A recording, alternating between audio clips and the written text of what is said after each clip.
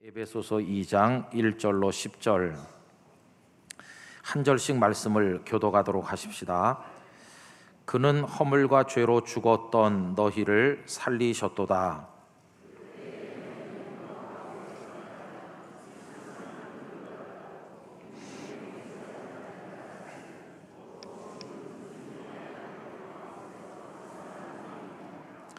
전에는 우리도 다 그 가운데서 우리 육체의 욕심을 따라 지내며 육체와 마음에 원하는 것을 하여 다른 이들과 같이 본질상 진노의 자녀이었더니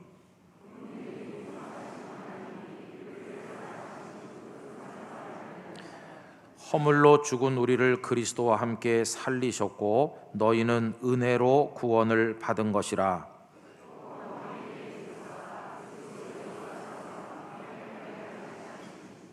이는 그리스도 예수 안에서 우리에게 자비하심으로써 그 은혜의 지극히 풍성함을 오는 여러 세대에 나타내려 하심이라.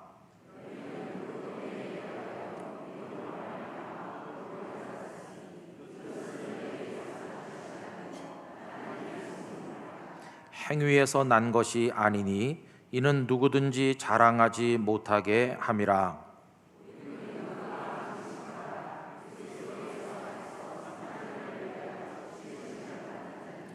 이 일은 하나님이 전에 예비하사 우리로 그 가운데서 행하게 하려 하심이니라. 아멘.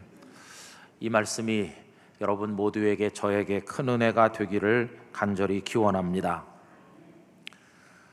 여러분들께서도 많이 보셨겠죠. 지하철이나 혹은 길거리를 걸어가다 보면 크게 영어로 써놓은 이런 문구를 보셨을 것입니다. You can do it 이렇게 써 있어요. 당신은 할 수 있습니다. 이런 격려의 문구입니다. 또 조금 걸어가다 보면 just do it now 이렇게 써 있어요. 지금 그걸 하세요 이렇게 써 있어요. 여러분 생각을 해보면 당신은 아무것도 못합니다. 당신은 틀렸어요. 희망이 없어요. 이렇게 말하는 것보다 당신은 할 수 있고 그러니 지금 그걸 하세요. 이 말이 얼마나 멋지고 우리에게 격려가 되고 힘이 됩니까? 이거는 우리 속에 큰 자신감을 불러일으키죠. 그렇죠? 의욕이 생기도록 만들어줍니다. 그런데 여러분, 우리는 할 수 있다고 하는 이 자신감, 이것은 근대 문명, 현대 문명의 기초가 되어 있습니다. 우리가 살아왔고 앞으로도 살아갈 오늘날까지 이 근현대 문명은 그 뿌리를 인간적인 자신감에 두고 있다고 할 수 있습니다. 16세기, 17세기 이후에 서구 사회에서는 할 수 있다고 하는 자신감이 날이 갈수록 팽배해지고 널리 퍼져왔다고 할 수 있습니다. 자, 그러면 이런 자신감은 어디서 왔을까? 크게 두 가지 루트를 얘기할 수 있어요. 하나는 철학의 분야에서 온 것입니다. 철학자들은 사람을 이렇게 설명했습니다. 우리 인간으로 말하자면 대단한 존재다. 우리 안에는 이성이 들어있고 이 이성을 잘 활용하면서 살면 우리는 굉장한 일을 할 수 있는 아주 특별한 존재다. 이렇게 설명을 했습니다. 여러분 학교 다닐 때 우리 들어본 얘기를 조금 해보면요, 그 합리주의 철학이라든지 경험론 철학이 있었고, 그리고는 계몽주의에서 그게 다 이렇게 저수지에 물이 모이듯이 모이게 됐습니다. 그런데 그 계몽주의 철학의 대가라고 하는 임마누엘 칸트라는 사람이 있는데, 이분이 계몽주의란 무엇인가 하는 소논문을 쓴 게 있습니다. 거기 읽어보면 이렇게 말해요. 우리 인간 안에는 이성이 있다. 이 이성을 잘 발견하고 개발해서 극대화시켜서 살아가는 운동이, 그게 바로 계몽주의다. 이렇게 설명을 해요.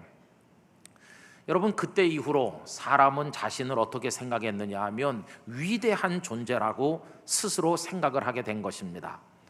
그런 생각이 점점 커지면서 사람들 마음속에 어떤 현상이 일어났을까요? 하나님을 믿는 마음은 자꾸자꾸 적어지고, 그 대신 내가 나를 믿는 인간을 신처럼 섬기는 인간 종교라고 하는 새로운 흐름이 생겨나게 되었습니다. 우리는 할 수 있다 이렇게 하는 거죠. 그 다음에 또 하나의 루트는 뭐냐 하면 과학에서 왔어요. 우리 안에 있는 이성, 그 이성이 이룩하는 지성적인 활동, 이런 걸 통해 가지고 많은 것들을 관찰하다가 발견하는 게 많았어요.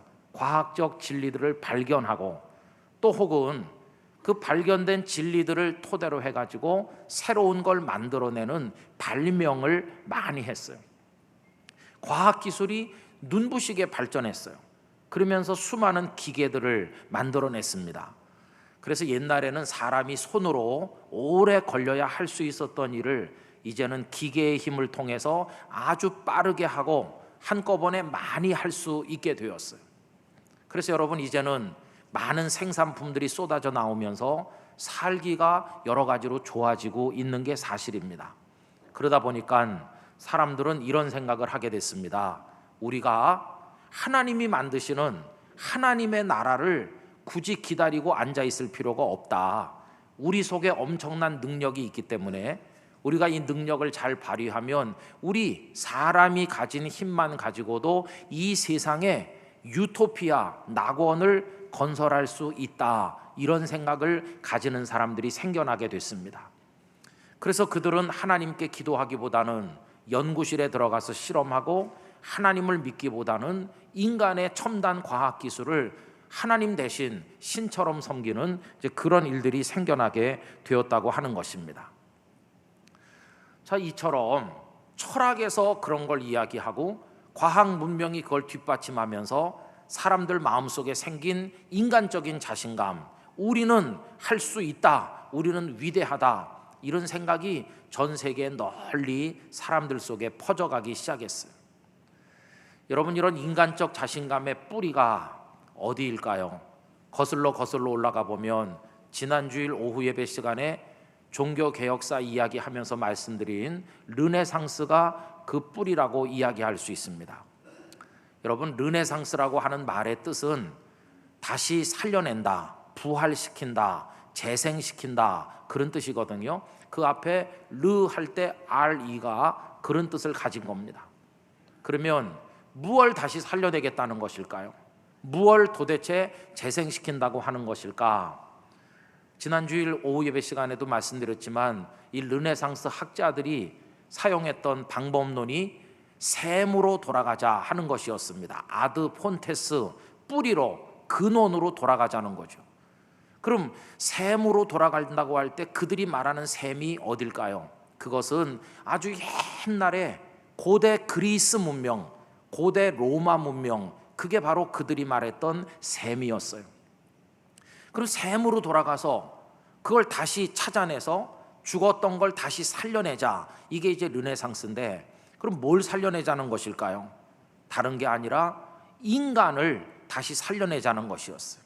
위대한 인간이 그동안 죽었으니까 인간을 다시 살려내자. 여러분, 조금 설명을 해보면 이런 얘기입니다. 옛날에 고대 그리스 문명이나 로마 문명 우리는 잘 몰라요. 그렇죠? 저도 잘 모르는데 학교 다닐 때 조금 들은 풍어는 있어요. 그 그리스 로마 문명에 우리에게 친숙한 거 하나를 얘기한다면 그들의 신화를 얘기할 수 있어요. 그리스 신화, 로마 신화, 그런 거 있지 않습니까? 그러면 우리는 그 속에서 엄청나게 많은 신들의 이름이 등장하니까 그리스 로마 문명은 신들이 중심이 된 문명인가 보다, 이런 생각을 하기가 쉬워요. 그러나 그건 착각입니다. 여러분, 그리스 로마 문명의 중심엔 신들이 있는 게 아니라 사실은 인간이 우뚝 서 있어요. 그건 인간 중심의 문명이었어요. 그리스 신화, 로마 신화 읽어보신 분들이 많으실 거예요. 거기 읽어보면 이름은 신들로 나오지만 사실은 인간 세상의 일을 그대로 옮겨놓은 겁니다. 여러분, 신들이 서로 사랑해요. 신들이 서로 미워해요. 결혼을 하고 자식을 낳고 전쟁을 하고 불륜도 저지르고 서로 질투도 하고 죽이고 죽기도 해요.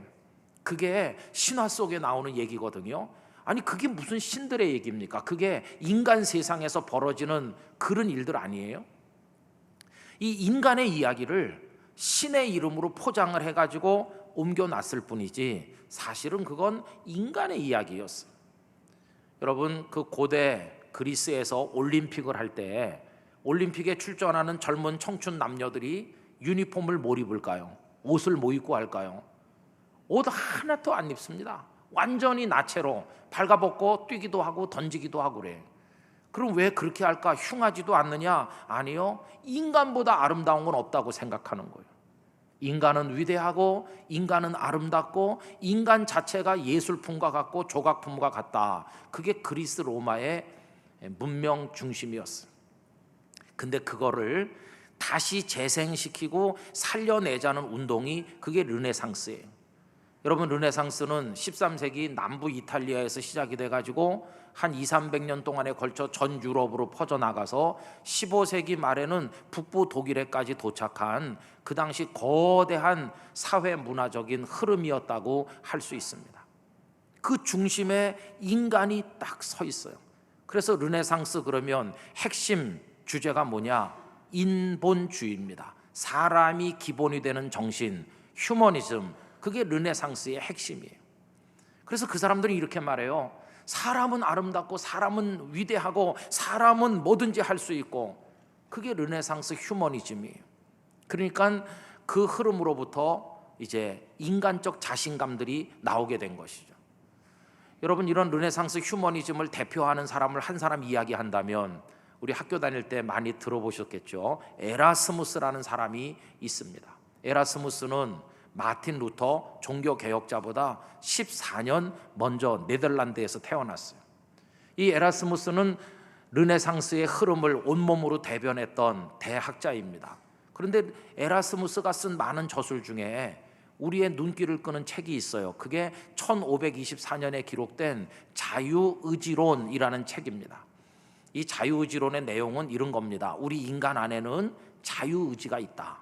이 의지를 어떻게 사용하느냐에 따라서 우리는 선행도 얼마든지 할 수 있고 우리를 구원할 수도 있고 우리는 여러 가지를 할 수 있다, 이렇게 말해요.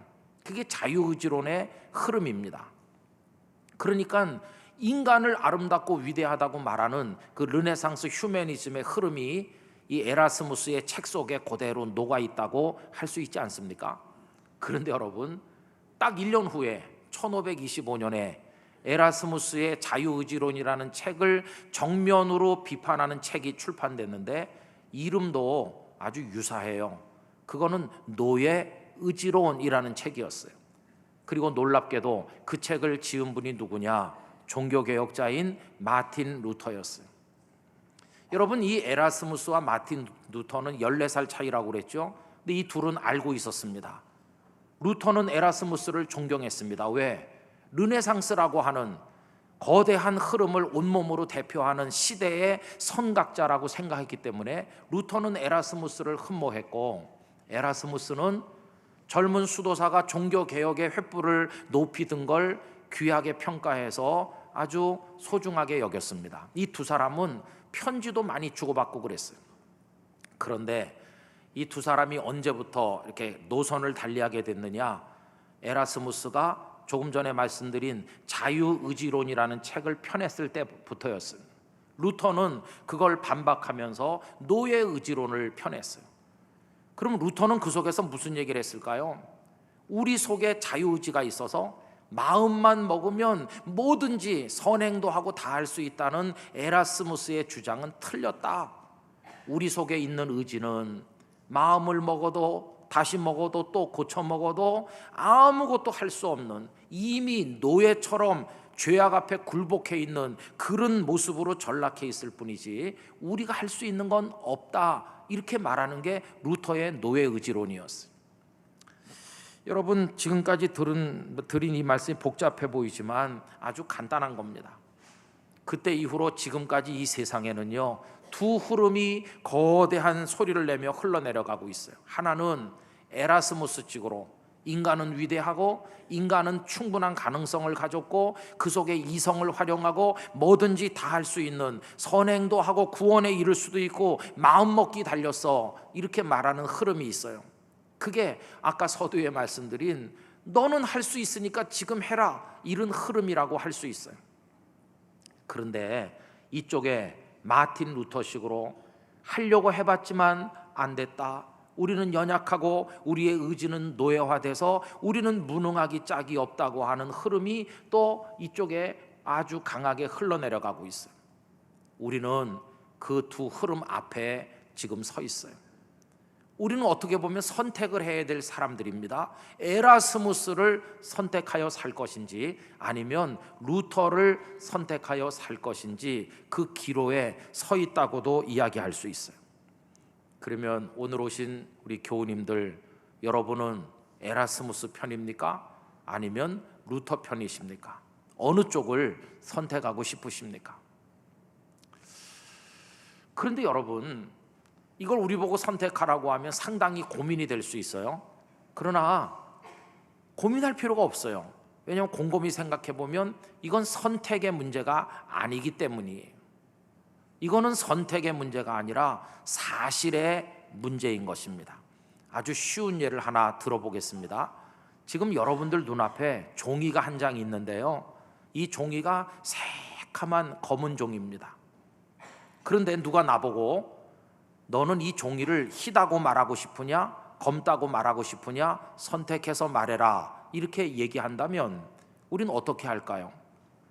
내가 이 검은 종이를 희다고 말하기로 선택한다고 해서 희다 이러면 이 종이가 하얀색으로 변하는 것입니까? 아닙니다. 또 반대로 내가 이 종이를 검다고 말해야지 하고 결심하고 검다 이렇게 말했기 때문에 종이가 검어진 것입니까? 그것도 아닙니다. 내가 희다고 말하기로 하든 검다고 말하기로 하든 그것과 상관없습니다. 내가 입 밖에 어떤 말을 꺼내기도 전에 이미 그 종이는 검은 색깔인 것이에요. 그건 내가 말하는 데 따라 변하는 게 아니라 이미 검은 색깔로 거기 있는 거예요. 여러분, 그것과 원리가 똑같아요. 우리 인간이 에라스무스가 가르친 그 후대의 흐름처럼 뭘 할 수 있는 존재이냐 아니면 루터가 가르치는 것처럼 할 수 없는 존재이냐, 이거를 우리가 선택하는 게 아니라 이미 검은 종이가 눈앞에 있는 것과 똑같이 우리 인간이 어떤 존재인가 하는 건 사실로 이미 있는 거예요. 그럼 여러분, 우리 사람은 어떤 존재입니까? 종이가 검다고 하는 건 어떻게 알게 됐나요? 눈으로 보고 알게 됐죠. 눈으로 보니까 검네 하는 거 알게 됐잖아요. 그러면 우리 인간이 어떤 존재인가는 무엇을 통해서 보고 알 수 있나요? 종이가 검다는 거는 눈으로 보고 알았는데 우리 인간이 어떤 존재인가 하는 건 무엇을 통해 알 수 있나? 그 눈에 해당하는 게 뭘까요? 다른 게 아니라 하나님의 말씀인 것이. 우리 지난주일 오전 예배 때 종교개혁의 첫 번째 원리를 이야기하면서 솔라 스크립추라, 오직 하나님의 말씀으로 그랬잖아요. 하나님의 말씀은 저와 여러분의 눈입니다. 그 말씀의 눈으로 인간을 바라보는 거예요. 인간이 어떤 존재냐 보면 검은지 흰지 이미 거기 있는 거예요. 그래서 이제 우리는 우리 사람이란 존재에 대해서 뭐라고 말씀하고 있는지 하나님의 말씀 속으로 들어가게 되는 것이죠. 우리 사람이 어떤 존재인가를 설명하는 성경 말씀이 많이 있어요. 그 중에 대표적인 거 하나를 오늘 읽은 것인데 에베소서 2장 1절 이하의 말씀이죠. 여러분, 1절을 보면 우리를 어떤 존재라고 말씀하고 있습니까? 다 같이 읽어보실까요? 그는 허물과 죄로 죽었던 너희를 살리셨도다. 여러분, 그는 우리 주님이세요. 주님이 무슨 일을 하셨느냐? 우리를 살리셨어요. 그럼 우리는 어떤 존재입니까? 허물과 죄로 죽었던 너희, 이렇게 말했어요. 여러분, 정확히 읽으셔야 돼요.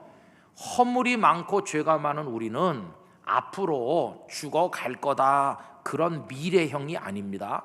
여기 헬라어 원문 성경의 동사는 현재 완료형이에요.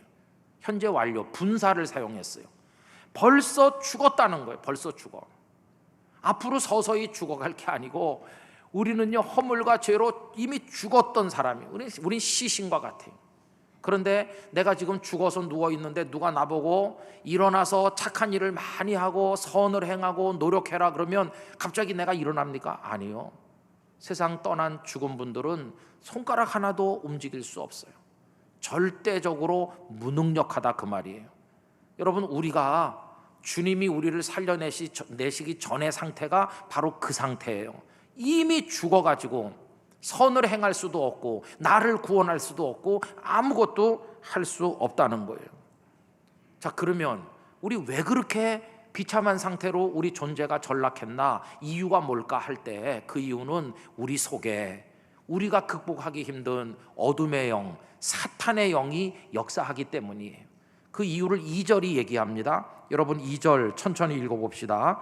그때에 너희는 그 가운데서 행하여 이 세상 풍조를 따르고 공중의 권세 잡은 자를 따랐으니 곧 지금 불순종의 아들들 가운데서 역사하는 영이라. 이렇게 나오죠. 공중의 권세를 손에 휘어쥐고 있는 그 존재, 그게 사탄이에요. 그 사탄의 영이, 사탄이 부리는 어둠의 영들이 사람들 속에 들어가서 역사하는데 우리 속에도 악령이 역사했고 우리는 거기에 홀려서 거기에 억압당해서 이 세상의 흐름에 따라 살아왔었다는 거예요. 그러면 사탄의 지배를 받는 삶의 모습은 어떠냐? 3절 말씀 같이 읽읍시다. 전에는 우리도 다 그 가운데서 우리 육체의 욕심을 따라 지내며 육체와 마음에 원하는 것을 하여 다른 이들과 같이 본질상 진노의 자녀이었더니. 여러분, 이게 우리 형편이에요. 사탄의 영의 지배를 받아서 많은 더러운 욕심 속에 살았어요. 거기 읽어보시면 육체와 마음에 원하는 것을 했다. 여러분, 우리 몸뚱아리가 원하는 욕심, 먹고 싶고 성적 관계를 맺고 싶고 가지고 싶고 누리고 싶고 이 욕망이 막 끌어올라요. 또 그렇게 저지르며 살아왔어요. 마음은요, 마음은 겉으로는 말쑥한 요조 숙녀처럼 신사처럼 차려입고 있지만 우리 속에 표현되지 않은 더러운 욕심이 얼마나 많은지. 그래서 우리는 어떤 존재였느냐? 본질상 우리 체질 자체가, 존재 자체가 진노의 자녀였다. 하나님의 진노를 받아 딱 마땅한, 이미 죽은, 아무것도 할 수 없는 그런 영적 무능력자가 되어 있었다는 거예요. 그럼 여러분, 아까 그 질문으로 돌아가 봅시다. 아까 제가 에라스무스 식으로 인간은 위대하고 아름답고 자유의지를 가지고 뭐 할 수 있다는 쪽을 선택할 것인가, 아니면 우리는 무능하고 연약해서 아무것도 할 수 없다는 루터식의 가르침을 선택할 것인가, 이런 질문 드렸잖아요. 여러분, 어느 쪽이 맞는 것 같습니까? 이건 우리가 선택할 문제가 아니고 이미 눈앞에 검은 종이가 있는 것과 같다고 그랬죠. 근데 성경이 보여주는 이미 있는 우리 모습이 어떻습니까? 우리의 모습은 이미 죽은 자예요. 본질상 진노의 자녀예요.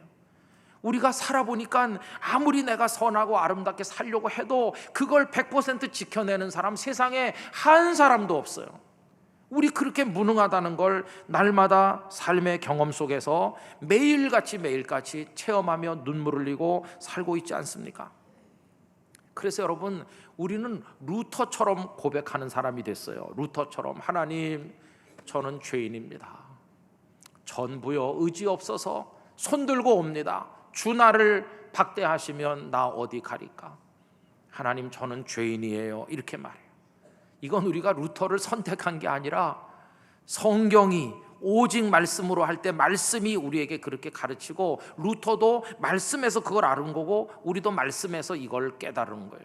루터는 그런 면에서 우리의 선배라고 할 수 있고 우리는 그의 후배가 되어 있는 것이. 여러분, 그러면 보세요. 만사는 마음 먹기 나름이야. 얼마든지 마음만 먹으면 할 수 있어? 그게 아니고, 마음을 먹어봤고 또 먹어봤고 또 고쳐 먹어봐도 하나님의 뜻대로 못 사는 무능한 내가 이제 어떻게 하면 되겠어요? 오늘 지금 여기 이 거룩한 예배 드리는 자리에 여러분들이 다 와 계시잖아요. 이게 무슨 뜻이에요? 하나님을 예배하는 자가 되셨다는 뜻이에요. 하나님의 자녀라는 뜻이에요. 이미 우리는 구원을 받았다는 것이에요.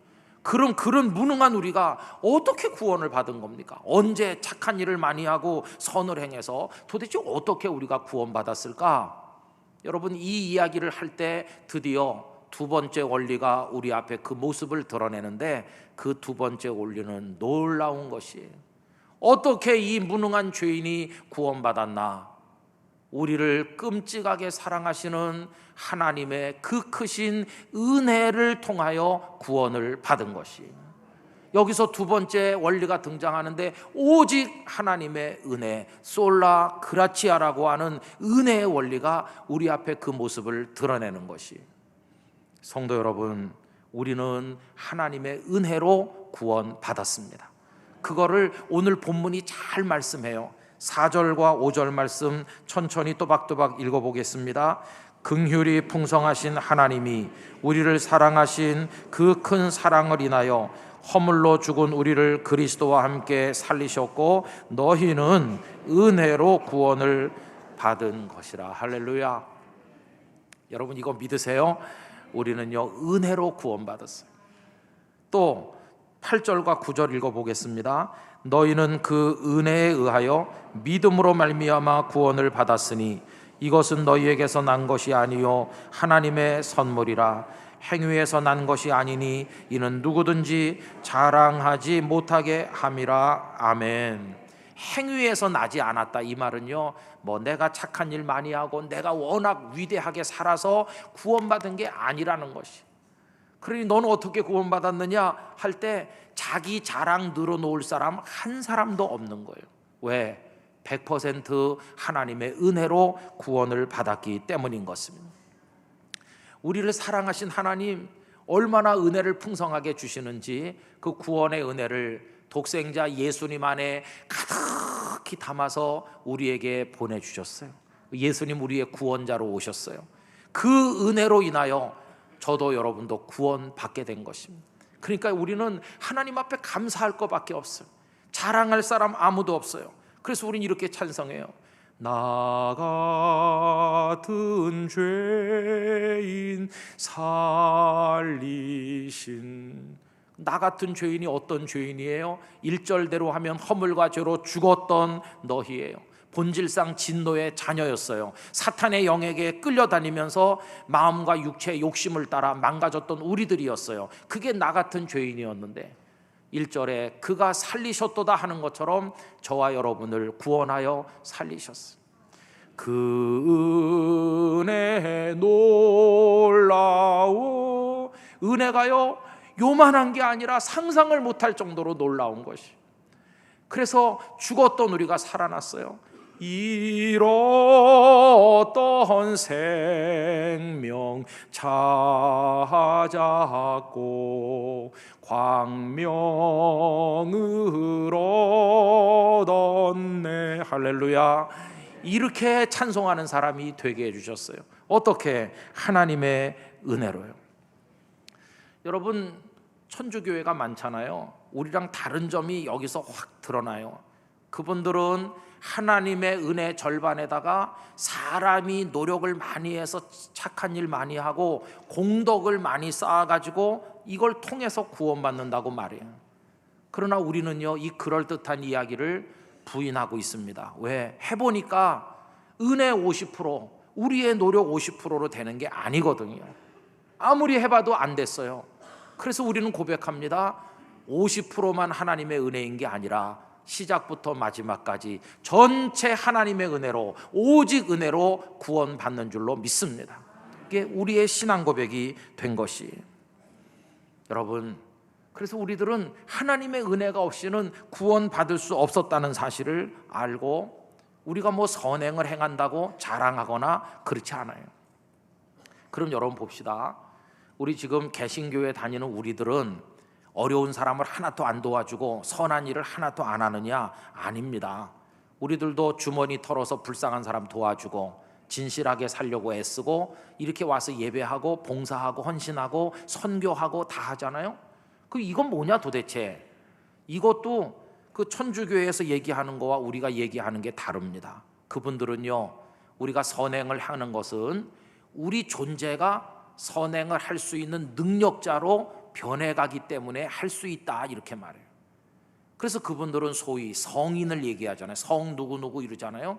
그 성인들은 존재 자체가 거룩하게 변했기 때문에 얼마든지 선행을 할 수 있다고 말해요. 그러나 우린 그렇게 말하지 않아요. 여러분 예수님을 구주로 믿으셨잖아요. 구원 받았잖아요. 우린 구원 받았습니다. 그러나 우리가 지금 완벽하게 마음만 먹으면 선을 행합니까? 아닙니다. 구원 받았지만 아직도 연약하고 아직도 실수하고 아직도 허물이 많잖아요. 그럼 지금 우리가 불쌍한 사람 도와주고 선을 행하는 건 뭐냐? 이것도 우리가 그렇게 능력 있는 사람으로 변해서 하는 게 아니라 이것도 은혜로 하는 것이 이것도.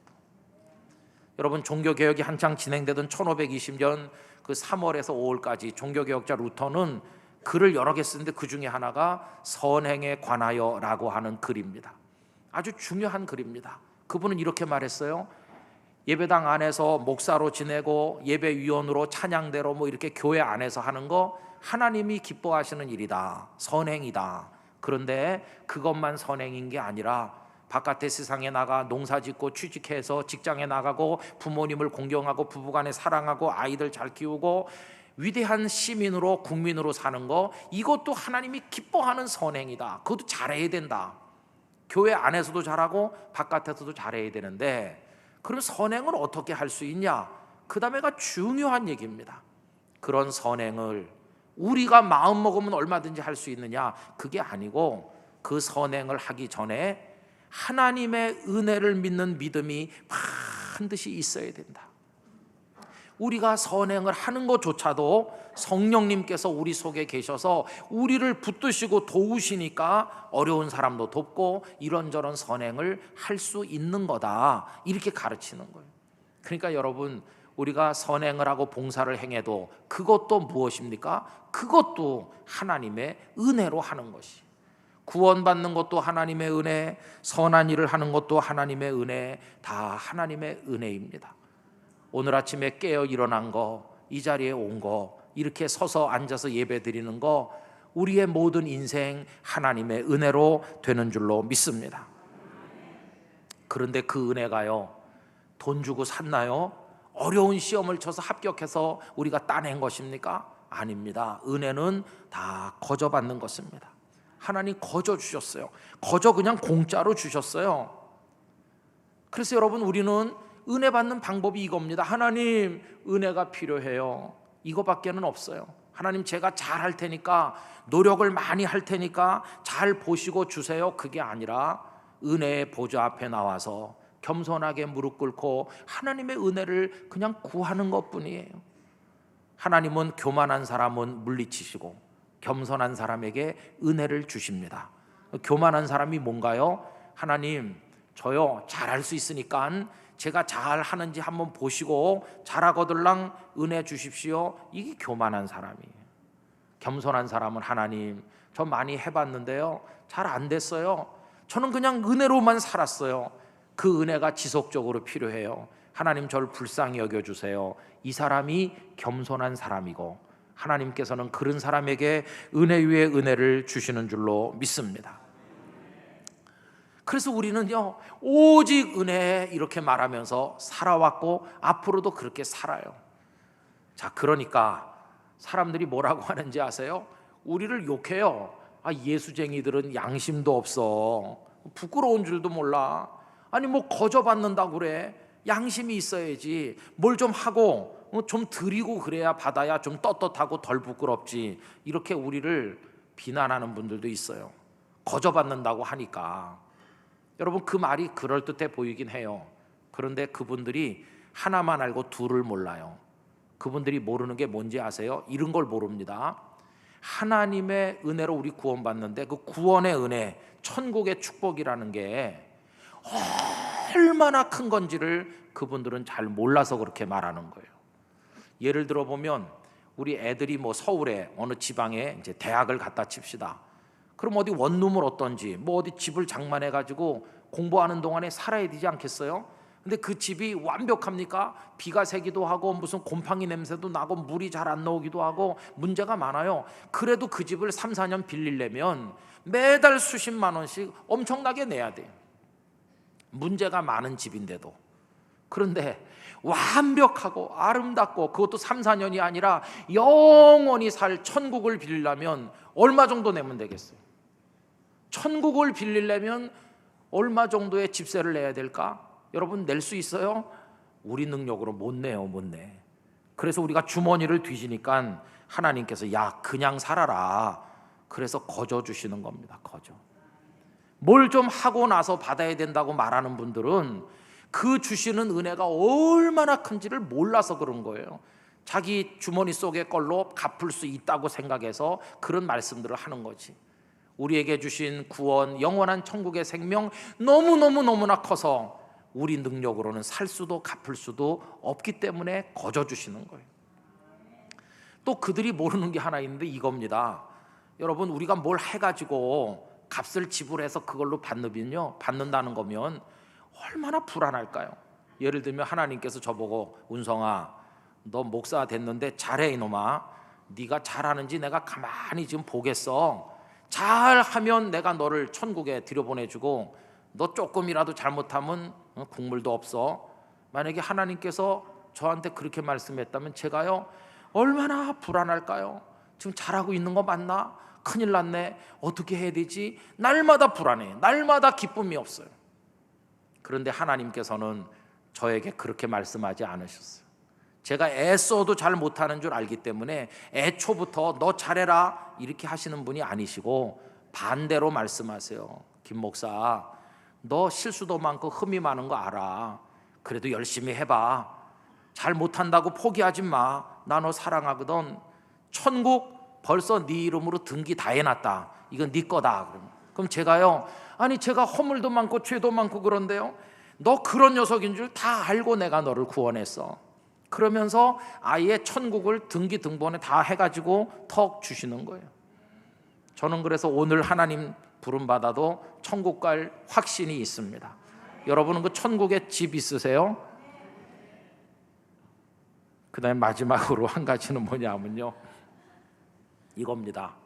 그러면 우리 여기 개신교회 다니는 교인들은 무슨 짓을 해도 막 못되게 살고 죄를 밤낮 저질러도 하나님이 오냐 이렇게 해주시나? 그건 아니에요. 우리도요 하나님의 말씀대로 살려고 기도하고 노력해요. 우리도 절제하고 더러운 거 버리고, 우리도 불쌍한 사람 돕고 하나님 잘 예배하려고 애써요. 우리도 선행을 행하려고 노력해요. 그리고 이거 왜 하냐? 여러분, 이 대목이 중요합니다. 이걸 잘해야 구원받기 때문이 아니고요, 구원은 은혜로 벌써 다 받았고, 은혜로 구원받고 나니까 너무나 감사하고 너무나 감사해서 하나님을 뭘 좀 기쁘시게 해드려 볼까 하고 그 은혜를 갚는 차원에서 예배도 드리고 섬김도 하고 봉사도 하고 그렇게 하는 거예요. 여러분, 지금 여기 예배 드리러 나왔는데 오늘 10월 8일 예배를 드려야 구원받기 때문에 온 게 아니라 이미 우리 구원받았는데 그 하나님 너무나 감사해서 찬송하러 온 것입니다. 성도의 예배 밑바닥에 흘러야 될 게 뭘까요? 구원에 대한 감사와 감격이 흘러야 되는 거예요. 그러니 예배를 억지로 드리는 일은 없어요. 예배는 다 기쁜 것이고 감사한 것이, 헌신과 봉사 섬김이 다 그래요.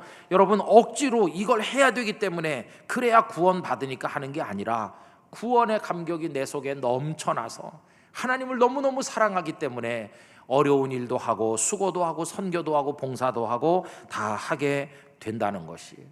그래서 그리스도인의 삶은요 기쁨이고 감사고 너무너무 기쁘고 또 감사한 그런 삶이 연속되는 것이 성도의 삶인 것이.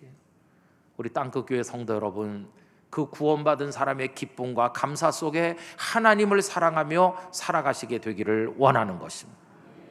그래서 구원도 은혜를 받았고 오늘 여기 있는 것도 은혜요, 앞으로 살아갈 것도 은혜요, 영원한 천국에 들어가는 것도 은혜요. 내 삶은 오직 은혜로 될 줄로 믿습니다. 그러면서 은혜 위에 더 큰 은혜를 주시도록 날마다 하나님 앞에 엎드려 기도하는 것이, 우리 성도 여러분, 그 놀라운 하나님의 은혜, 인간의 방법으로 값을 지불할 수 없는 거저 주시는 그러나 완벽한 구원과 축복으로 인도하시는 그 은혜가 오늘 이 자리에 오신 여러분들에게 충만하시기를 기원합니다.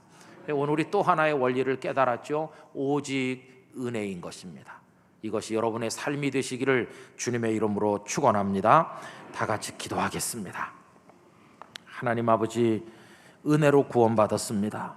그래서 너무나 감사하고 또 감사해서 하나님을 예배하고 찬송하며 선한 일을 하며 살게 되길 원합니다. 은혜로 구원받은 감격이 저희 안에 넘쳐나게 하여 주시옵소서.